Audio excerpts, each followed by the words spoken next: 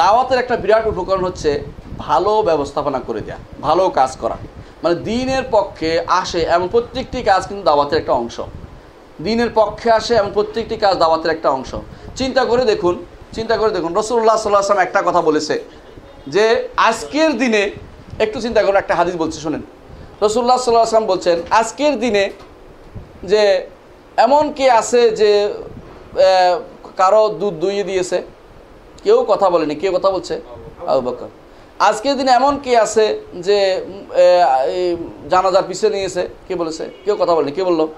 আবু বকর। চিন্তা করে দেখছেন? আজকের দিনে কে দান করেছে? কেউ কথা বলেনি। আবু বকর। চিন্তা করে দেখছেন?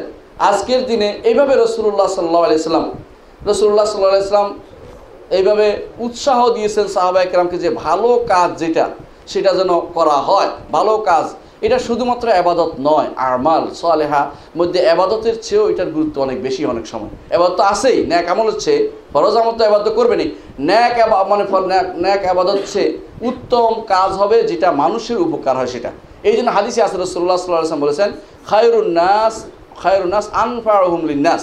মানুষের মধ্যে সবচেয়ে বেশি কল্যাণকর ব্যক্তি হচ্ছে ওই ব্যক্তি যে ব্যক্তি মানুষের উপকার করে। চিন্তা করে দেখছেন রাসূলুল্লাহ সাল্লাল্লাহু আলাইহি ওয়াসাল্লাম এরপর কি বলছে আবু বকর রাদিয়াল্লাহু আনহুকে, যে যেই ব্যক্তির মধ্যে এই খাসলতগুলি জমা হবে সেই ব্যক্তি জান্নাতে যাবে। চিন্তা করে দেখছেন এখানে কিন্তু কোনো বড় ধরনের কিছু বলা হয়নি, বরং ভালো কিছু জিনিস উৎসাহ দিয়েছে কোন কাজটা করা হবে।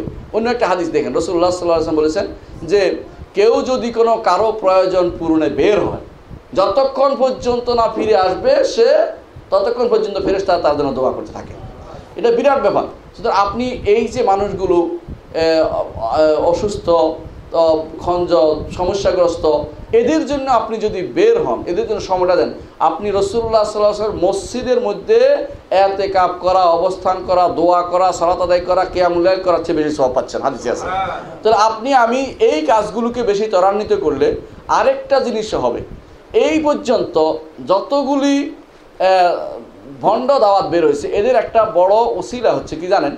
জনগণের সেবা করা। দেখবেন খ্রিস্টানরা মিশনারি করছে, এরা কি করে? একটা খুলছে, হাসপাতাল খুলছে, এরপর স্কুল খুলছে, এরপরে তাদের বিস্কুট দিচ্ছে, এদেরকে গরিবদেরকে দিচ্ছে অনবরত। আমি কলকাতাতে ছিলাম একবার, দেখলাম একটা ছেলে পড়ে গেছে অসুস্থ অবস্থায়। আমরা তো চলে আসছি, গুরুত্ব দিলাম না। একটা খ্রিস্টান দেখলাম যে মেয়ে দৌড়ে গিয়ে তার সেবা করা শুরু করে দিল। যতক্ষণ পর্যন্ত না তার হুঁশে আসছে ততক্ষণ তার সেবা করলো। আমি দাঁড়িয়ে দাঁড়িয়ে দেখলাম, কারণ আমার তখন তাড়া ছিল না, কারণ আমি যেতে পারলাম না, আমার আত্মসম্মান বোধ বাঁধলো। কিন্তু ওই মেয়েটার আত্মসম্মান বোধ বাঁধে নাই, কারণ সে তাকে দাওয়াত দিবে, খ্রিস্টান বানাবে, তার নিয়ত হচ্ছে এটা। আমাদের এরকম যদি আত্মমর্যাদাবোধ বেশি থাকে, দাওয়াত এটা আমি করবো কিনা, অমুকে করবে তমুকে করবে, পয়সা দিয়ে করাবো, তাহলে কিন্তু দাওয়াত কোনোদিনই বেগবান হবে না, ইসলামের দাওয়াত প্রসারিত হবে না।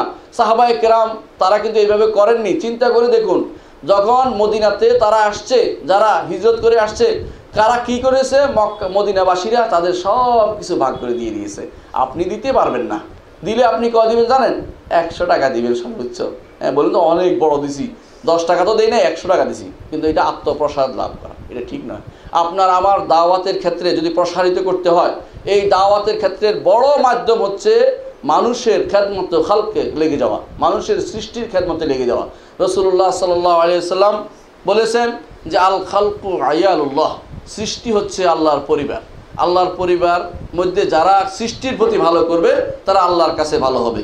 এই জন্য আপনার আমার উচিত হবে এই সামাজিক কর্মকাণ্ডগুলো যত বেশি করবেন তত বেশি আল্লাহর নৈকট্য লাভ করবেন। দেখেন অনেকে সামাজিক কর্মকাণ্ড যদি ভালো করতে পারেন ভালো, খারাপ করতে পারলে কিন্তু হাসরের মাঠে আপনি ইবাদতে কোনো কাজে আপনি ইবাদত নিয়ে যাবেন। হাদিসে আছে কিনা, আপনার মনে আছে কিনা?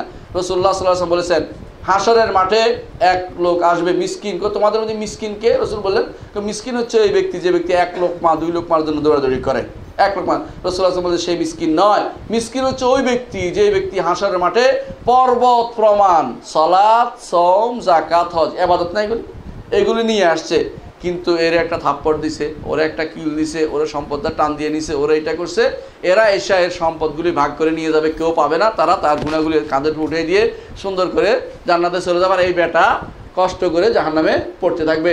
রাসূলুল্লাহ সাল্লাল্লাহু আলাইহি ওয়াসাল্লাম বলেন সে হচ্ছে প্রকৃত মিসকিন। তাহলে বোঝা গেল শুধু ইবাদত দিয়ে আপনি পার হতে পারবেন না, মুআমালাত, নেক কাজ, ভালো কথা, সুন্দর বচন, এর মাধ্যমে শুধুমাত্র আপনি পার হতে পারবেন। এটা খুব জরুরি, ইবাদতের সাথে ওটা লাগবেই লাগবে, এই লাগবেই লাগবে। এই জন্য রাসূলুল্লাহ সাল্লাল্লাহু আলাইহি ওয়াসাল্লাম বলেছেন ইন্নাল মারআ লা ইউদরিকু আদ-দারাজাতা সাইম আল কায়েম বিহুসনি খুলুকি, একজন মানুষ উত্তম চরিত্র মানুষের দেখানোর মাধ্যমে, ভালোভাবে তাদের দিকে যাওয়ার জন্য, তাদের প্রতি তাকানোর মাধ্যমে উত্তম চরিত্র যদি কোনো দেখাতে পারে, সে দারাজাতা সাইম আল কায়েম, সারা রাত্রি দাঁড়িয়ে থাকে ইবাদত করা, সারা দিন না খেয়ে রোজা রাখার চেয়ে বেশি সওয়াব পাবে সে। সুবহানাল্লাহ। এই কাজ আমাদের এগিয়ে যেতে হবে, ত্বরান্বিত করতে হবে।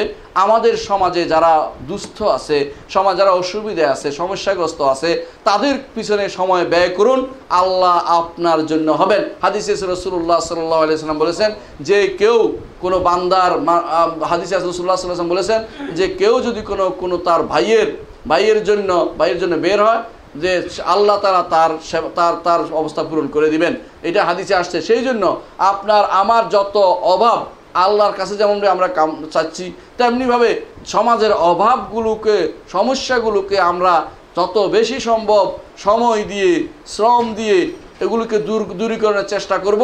রাসূলুল্লাহ সাল্লাল্লাহু আলাইহি ওয়াসাল্লাম বলেছেন মান ফাররাজা আন মুমিনিন কুরবাতান ফাররাজাল্লাহু আনহু কুরাবান মিন ইয়াউমিল কিয়ামা। কোনো মানুষের সামান্যতম বিপদে যদি কোনো আপনি এগিয়ে আসেন, সেই অবস্থা থেকে তাকে বিপদ থেকে তাকে উদ্ধারের চেষ্টা করেন, আল্লাহ তাআলা কিয়ামতের মাঠে আপনার সেটা কাজে লাগাবে, আপনার বিপদ থেকে উদ্ধার করবে। কি দরকার না এটা? দরকার কি বলেন? চিন্তা করে দেখেন, রাসূলুল্লাহ সাল্লাল্লাহু আলাইহি ওয়াসাল্লাম কিয়ামতের মাঠে একটা অবস্থান বলেছে, এক লোককে নিয়ে আসা হবে, লাম ইয়ামাল হাসানাকাত, কোনো কিছুই করে নাই। বলবে এই কি করছো? বলে আমি কিছুই করি নাই, তবে একটা কাজ করতাম, কি? মানুষ আমার থেকে ঋণ নিত, যদি না দিতে পারতো বলতাম ছাড় দাও, আমি ছাড় দিচ্ছি। আল্লাহ বলবো তারাও ছাড় দাও, যাও জান্নাত চলে যাও। কত চমৎকার জিনিস! আমি মানুষের সেবা যদি এগিয়ে আসতে পারি, মানব সেবা, এটা বিরাট জিনিস কিন্তু, তাহলে আল্লাহ তাআলা এতে বেশি খুশি হবেন। রাসূলুল্লাহ সাল্লাল্লাহু আলাইহি ওয়াসাল্লাম তাকে একজন ছোট দাসী বলতো, ইয়া রাসূলুল্লাহ আমার এই কাজটা করে দেন, করে দিতেন। বলতেন না যে আমি আল্লাহর রাসূল, এই অমুক যাও তুমি করে আসো, এটা করতেন না। প্রত্যেকেই করতে চেষ্টা করতেন। তিনি মনে করতেন যে আমার এইটা দেখেই সবাই শিখবে, এবং সেই জন্য আমাদেরকে তিনি একটা নমুনা রেখে গেছেন কর্মকাণ্ডের। আমরা ইনশাআল্লাহ প্রত্যেকেই ভালো কাজের নমুনা দেখাবো। আমার সমাজে আমি সবচেয়ে ভালো ব্যক্তিটি হব, মানুষের কাছে ভালো হলে আল্লাহ রাব্বুল ইজ্জতের কাছেও ভালো হইতে পারবেন, নইলে ভালো হইতে পারবেন না। কারণ মানুষের কাছে ভালো কখন হয় জানেন? মানুষের কাছে ভালো কেউ হইতে পারে যতক্ষণ পর্যন্ত আল্লাহর কাছে ভালো হয়। মানুষ, হাদিসে আছে রাসূলুল্লাহ সাল্লাল্লাহু আলাইহি ওয়াসাল্লাম বলেছেন যে আল্লাহ তাআলা যখন কাউকে ভালোবাসেন, তখন জিবরিলকে বলেন দুনিয়ার বুকে অমুককে ভালোবেসেছি, তুমিও তাকে ভালোবাসো। জিবরিল তখন ইউনাদি ফি মালাকুতিস সামা, আকাশের রাজত্বে ডেকে বলেন আলা ইন্না রাব্বাকুম আহাব্বা ফুলানান ফাহিব্বু, সাবধান, দুনিয়ার বুকে অমুককে তোমাদের রব ভালোবেসেন, তোমরা তাকে ভালোবাসো। তখন ওরা ভালোবাসতে শুরু করে ফেরেশতারা, আর ওয়ায়ুদাউ লাহুল কবুলু ফিল আরদ, জমিনের বুকে তার জন্য গ্রহণযোগ্যতা ঢেলে দেওয়া হয়। আপনার আমার যদি সন্তানরা, নিজেরা, আমরা সবাই মিলে যদি কোনো মানুষের সেবা, ভালো সেটা যদি করতে পারি, ভালো কাজ, তাহলে সেটা অবশ্যই কল্যাণকর একটি কাজ হবে। এখানে দিন দেখার গুরুত্বপূর্ণ নয়, যে কোনো মানুষকে, দুস্থ মানুষকে করবেন। কারণ হচ্ছে রাসূলুল্লাহ সাল্লাল্লাহু আলাইহি ওয়াসাল্লাম বলেছেন তাসাদদাকু আলা আহলি আদিয়ান, দিন যার আছে তার উপরে তোমরা সদকা করো। বলেন না শুধু ইমানদার, বলেন নাই, অর্থাৎ ইমানদারদেরও দিতে পারবেন, অন্যদেরও দিতে পারবেন। সেবার হাত সবার জন্য সম্প্রসারিত করুন, এর মাধ্যমে আল্লাহর নৈকট্য লাভ করা একটা বিরাট সুযোগ হবে। আল্লাহ আমাদের বুঝার তৌফিক দান করুন। আসসালামু আলাইকুম ওয়া রাহমাতুল্লাহি ওয়া বারাকাতুহু।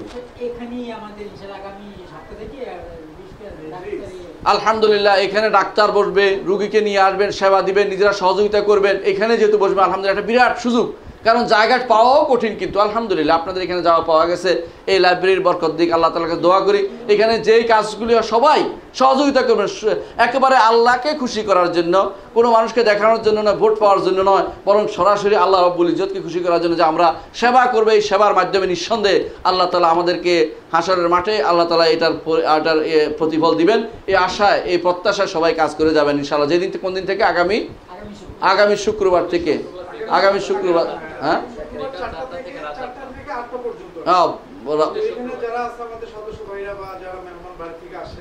সবাই আগামী নেক্সট প্রতি শুক্রবারে আমরা এই প্রোগ্রামটা রাখছি ইনশাআল্লাহ 4টা থেকে 8টা। এরপরে আমরা এরপরে আমাদের দাস শুরু হবে 8টার পরে, নামাজের পরে।